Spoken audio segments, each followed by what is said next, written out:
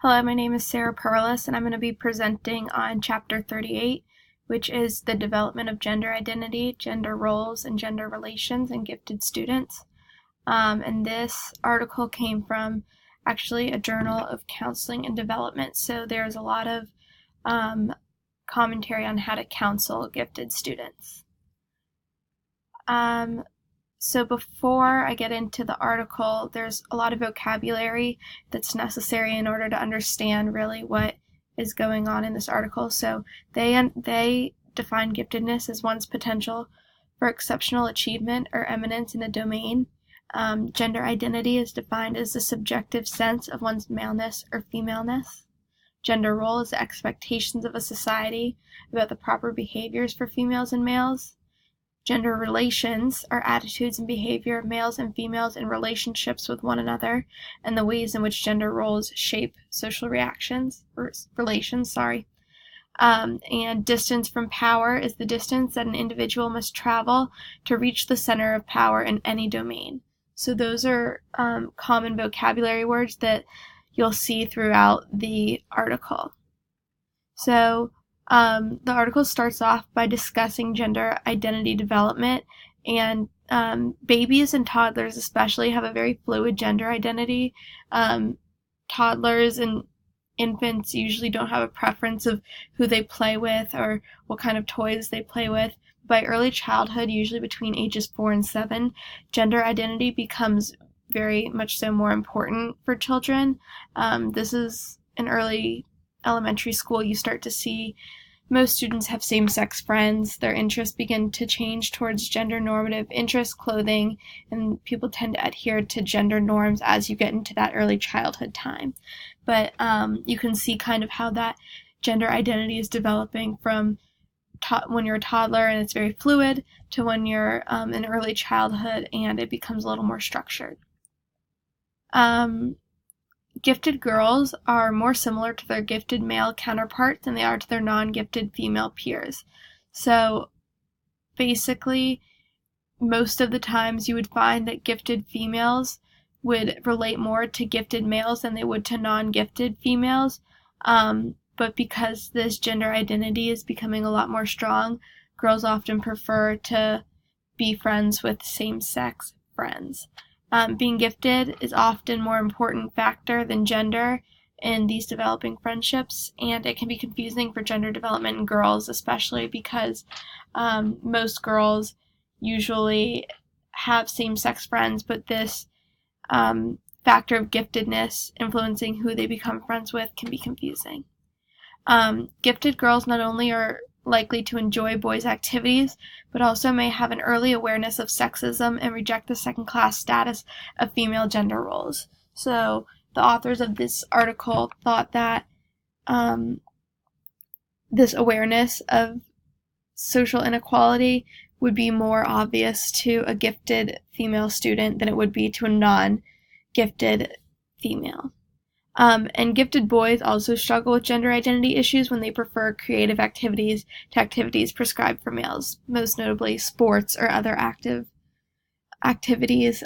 Gifted boys, especially ones who identify as being super creative, might take more of an interest in the arts or other creative activities rather than sports, which are typically thought of as more appropriate for a male. Giftedness and gendered practices, these are focused on gifted girls. So starting in early kindergarten, one of the best practices for accelerating gifted girls, but it's not always used because of concerns for the student's social life. So it's more common to see younger kindergartners that are female than it is to see younger kindergartners that are males. Gifted girls on average begin reading way before their gifted boy counterparts, so acceleration is often a really good option for these students. And again, because this article came from a counseling journal, counselors can help gifted girls form positive relationships with their older peers and facilitate relationships between gifted girls and other gifted boys. So again, helping those gifted girls to develop social skills and succeed socially in an accelerated environment.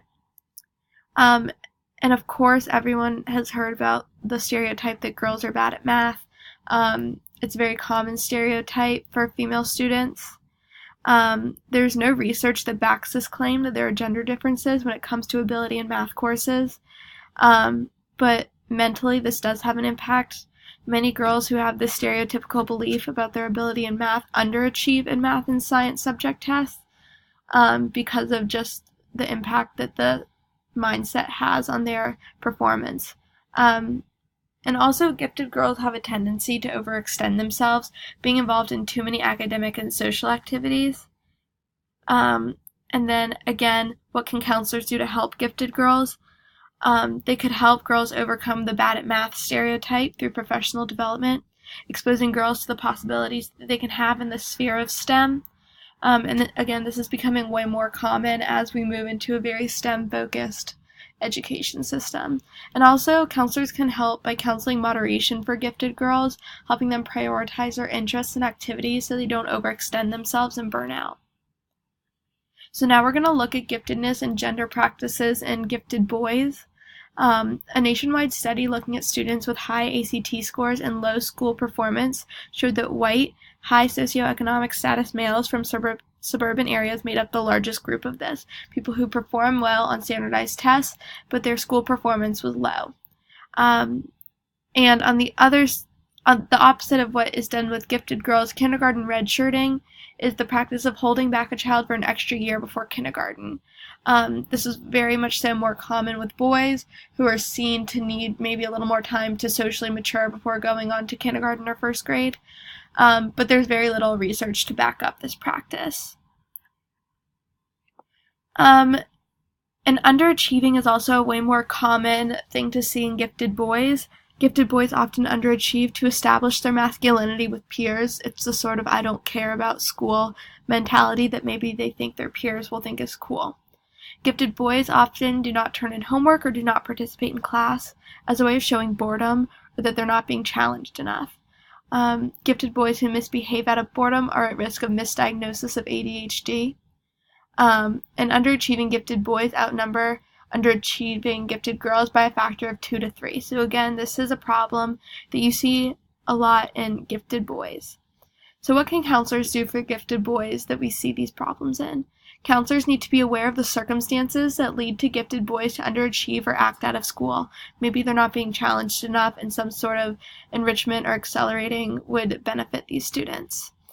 Counselors can also offer resources and education on successful and healthy relationship for gifted boys, and can help gifted boys by supporting them in career planning. It's especially necessary for low SES boys, Hispanic and African American boys who often don't receive the same amount of career planning counseling as their white counterparts. Now we're going to talk about LGBTQ gifted students. Research on LGBTQ gifted students is limited because it only includes those students who openly identify as a sexual minority status. So the research is limited, but it's only because they can only count people who self-identify as being a part of this community. So gifted LGBTQ students are at a higher risk of depression because of their twice different label. They're gifted and they also are a part of a sexual minority status. Reading at a higher level provides LGBTQ students the opportunity to learn more about what it means to be a part of the LGBTQ community, and gay-straight alliances are common in high school clubs, which offer an opportunity for gifted students to grow their talents and interests. Gifted LGBTQ students are more likely to choose safe career paths in order to seemingly better fit in. So what can counselors do for gifted LGBTQ students? Counselors should encourage LGBTQ students to seek community involvement as a way of fostering and sharing their talents with those in their community. It's also an ideal situation for seeking mentorship. Counselors also need to work with gifted LGBTQ youth to explore various career paths and not limit them to safe career paths for fear of judgment about their sexuality or their giftedness. And then the second part of this article discussed gender relations, and distance from privilege. According to Kerr and Moulton, who are the authors of this article, gender relations and distance from privilege, especially race and socioeconomic status, are major defining and delimiting factors in achievement. A 2009 study was done to investigate predictors of women entering the STEM field, and gender relations were found to be a major variable in determining women's position in the STEM field. Gender relations, again, is how women and men interact with each other and how their relationships impact their performance, in this case, in the STEM field. Distance from privilege moderates all form of opportunities. It is how the gifted person perceives fitting into the mainstream of the dominant culture's traditions, values, and practices. So, for example, a woman in a STEM field may feel that her female identity prevents her from fitting into the mainstream culture of the workplace that's predominantly male.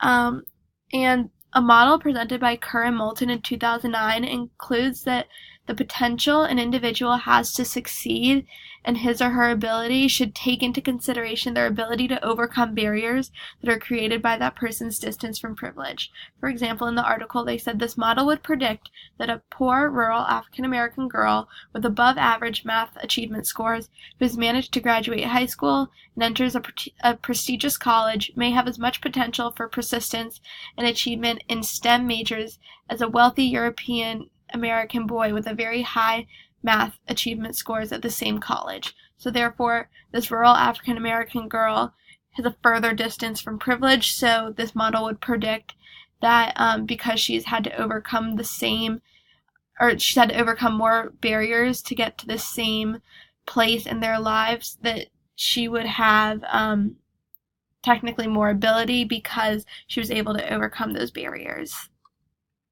And there are two scales of measure for distance from privilege. One is access to resource, which is made up of social capital and economic resources. Social capital being connections that you have to another person or people that can either help them succeed or encourage them to succeed. And then economic resources obviously being money and other monetary resources. And the second scale is distance from privilege status, which is a measure of the person's own perception of their status in society. So that's based off of the person's individual viewpoint of how their identity places on this larger scale. And then gender relations refers to the impact a romantic partner has on an individual's career, ambitions, and development. In many studies, women have been found to spend more time talking about their relationships, helping their partners with work or homework and housework responsibilities than their male counterparts. Women who are married with children are found to be less successful in the STEM field than men who are married with children. So again, these gender relations impact performance in these higher level careers. So in summary, this is some information about the model of talent development. It sets up guidelines for the fair counseling of gifted boys and gifted girls. Conclusions made from this model include, for gifted students, academic and career development cannot be treated separately from gender identity, gender role, and gender relations. So that meaning that all of these factors impact academic and career development and should be taken into consideration. Second, gender interacts with a wide variety of variables to predict achievement and life satisfaction. Third, gifted students who do not fit into the heterosexual or gender role norms often face difficulties with peers that may require counselor interactions to prevent bullying and help promote self-esteem. Fourth, giftedness has implications for health, especially eating disorders. This has been shown to be more common in females, gifted females, where this perfectionist view often projects itself into eating habits. And that's, again, where counselors can help counsel moderation. And number 5, counselors must understand the complex interaction of gender, talent, achievement, distance from privilege, academic challenge, access to social capital, and economic resources leads to the conclusion that there are many pathways to success and life satisfaction. So in conclusion, this article really discusses a lot about different factors that influence success and life satisfaction for all sorts of people, including different sexual orientations, different gender identities, and explores a little bit about how those things impact students and their success.